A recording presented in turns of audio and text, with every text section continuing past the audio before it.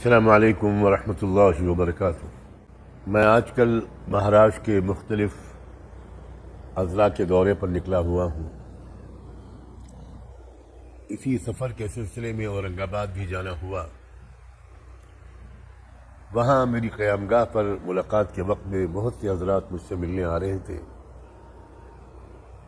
اس میں سے 2 صاحبان بھی تشریف لائے میرے پاس، اور یہ کام فقیر درویش لوگ ہیں، کچھ اسلام کی دعوت کا کام کر رہے ہیں۔ انہوں نے مجھے کچھ کتابچے پیش کیے، میں نے کہا شکریہ کے ساتھ وہ قبول کیا اور رکھ دیا۔ اس وقت تو میں ان پر نظر بھی نہیں ڈال سکا کیونکہ آنے والوں کی قطار لگی ہوئی تھی۔ بعد میں میرے علم میں آیا کہ وہ صدیق دیندار نامی تحریک کے نمائندے اور داعی تھے، اور اس ملاقات کی انہوں نے تصویریں کھنچوائیں اور اس کو اس طرح وائرل کر رہے ہیں، پھیلا رہے ہیں، اس کے ساتھ میں یہ تاثر دے رہے ہیں میرا نام لے کر کہ فلاں صاحب کی، مولانا سجاد نعمانی صاحب کی ہم کو تائید اور سرپرستی حاصل ہے۔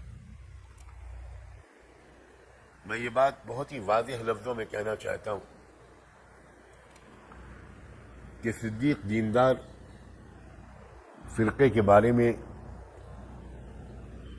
ہمارے علماء حق کا ایک بہت تحقیقی موقف واضح طور پر سامنے آ چکا ہے۔ حیدرآباد کے مستند علماء، معتبر اور مشہور ترین عالم حضرت مولانا محمد عبد القوی صاحب اور ان کے دیگر رفقاء اور دیگر بہت سے علماء بہت واضح طور پر دلائل کے ساتھ یہ تحقیقی موقف پیش کر چکے ہیں کہ صدیق دیندار فرقہ یہ ایک گمراہ فرقہ ہے اور قادیانیت ہی کی ایک شکل ہے۔ میں سخت الفاظ میں اس بات پر اظہار مذمت کرتا ہوں کہ انہوں نے اس ملاقات، اس مختصر سی 1-2 منٹ کی ملاقات کی تصویروں کو وائرل کیا اور یہ تاثر دینے کی کوشش کی کہ میں ان کا مؤید ہوں۔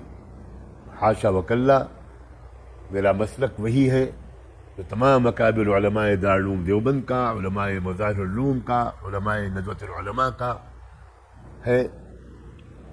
میں انہی حضرات اکابر کا ایک ادنا سا شاگرد اور طالب علم ہوں، اور جمہور علماء کی مسلک پر چلنے ہی کو سلامتی کی راہ سمجھتا ہوں۔ یہ غلط فہمی دور ہونی چاہیے، اور میں ممنون ہوں گا اگر آپ میری طرف سے یہ وضاحت زیادہ سے زیادہ عام کر دیں۔ اللہ تعالی ہم سب کو صراط مستقیم پر گامزن رکھے اور ہر طرح کے گمراہی اور انحراف سے ہم سب کو محفوظ رکھے۔ جزاکم اللہ۔ السلام علیکم ورحمۃ اللہ وبرکاتہ۔